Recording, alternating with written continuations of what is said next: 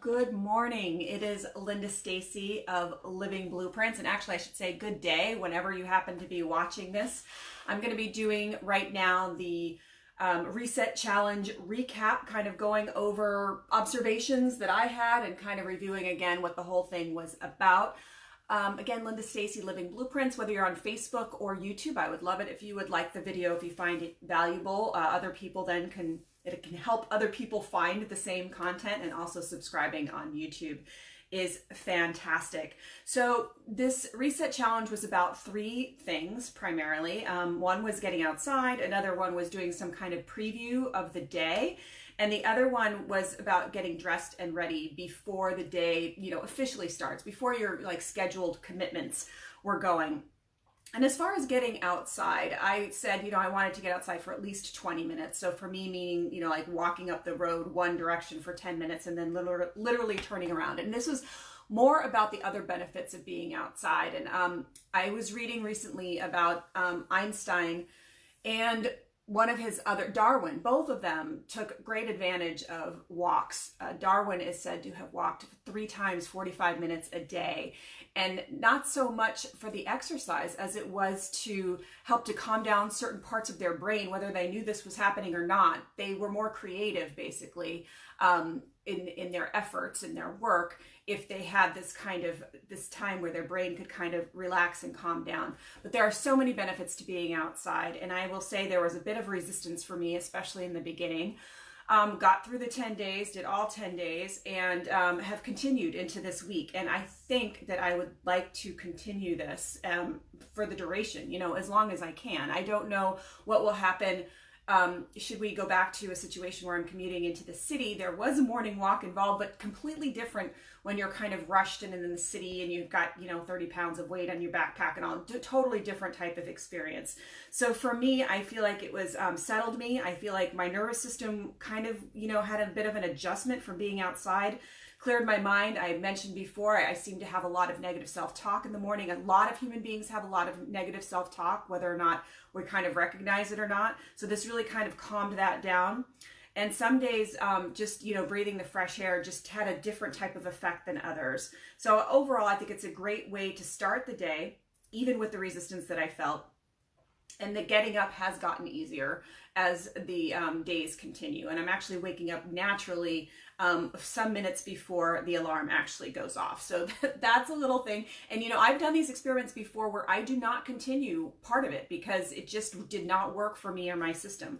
This one, I think, actually having gotten over the hump last Wednesday was especially bad. I think I'm good.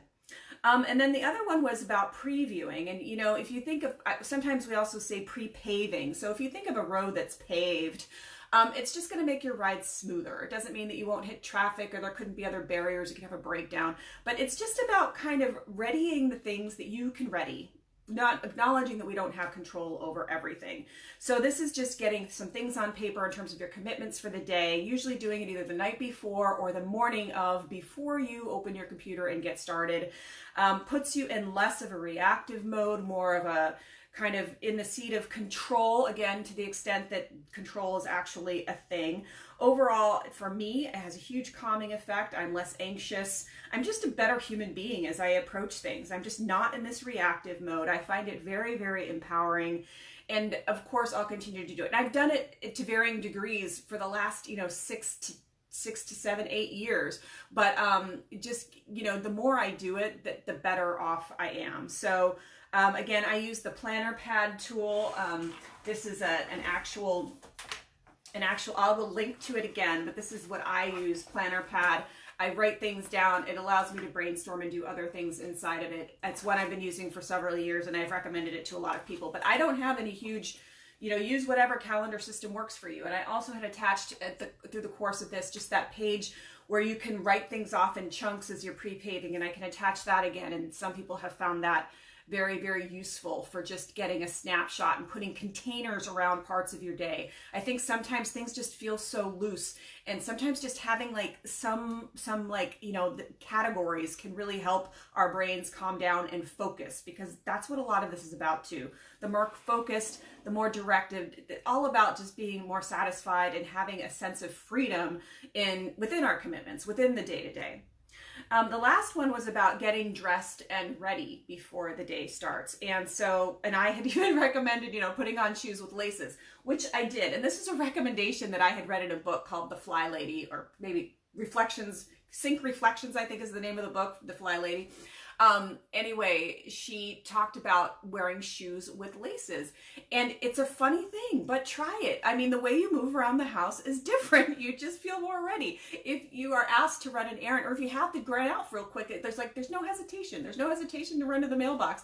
You just are more directed and firm about your day. And I've even noticed, moving around the kitchen or just doing things that I have to do around the house in order to live is just, it has a different feel when you actually have shoes on.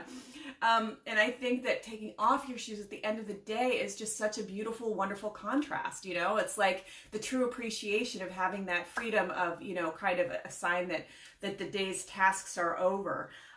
So not only putting shoes on, but also getting yourself cleaned up, dressed in something that you feel good in. I was saying, something that's comfortable, yes, but also something that you feel good in. I feel that, I bring a different kind of confidence to my work, to my day, to my interactions, to the way I relate with people when I feel kind of ready and in a good spot, my physical self. So I too will continue to do this one. There's a caveat. I do think that there can be a great opportunity on a weekend day or to have just total downtime where you do maybe decide to stay in your pajamas all day and do very, very little. And I think that's very important for us also. So I wouldn't stop doing that. For me personally though, there probably will be a little bit of cleanup and then stay in the PJs all day on a Sunday. So overall, I feel pretty great. I'd love to know how other people are feeling who participated in the challenge, or just reflections or ideas about how you might move forward.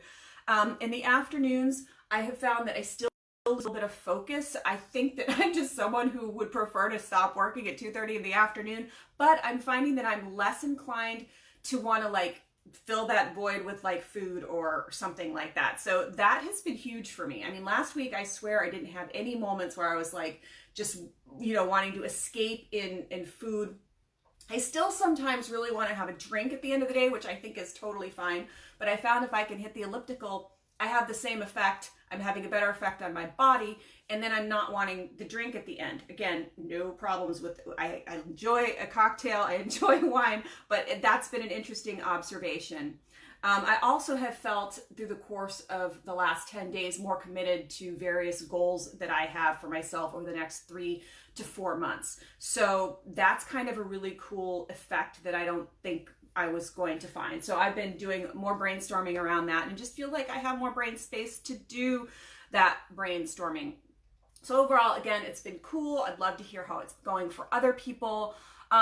If you're interested, you can grab the 9 tips that ended up making this book. I'm going to link to just the 9 tips on their own, because you could take any one of those and decide to practice with it for 10 days and see if it makes an effect. That's what it's all about. It's not about just committing to the thing and doing it consistently. I mean, that is part of it, but it's really about noticing what's cool and what affects a change that you like and that you enjoy. So you can download that and practice with any of the 9 tips. All of it, again, around more focus, more freedom, more satisfaction in the day-to-day. Let me know how it goes. Again, or subscribe depending on if you're on Facebook or YouTube. I would really love that. I hope that you have a great rest of the week. Again, Linda Stacy of Living Blueprints. All right, see you next time.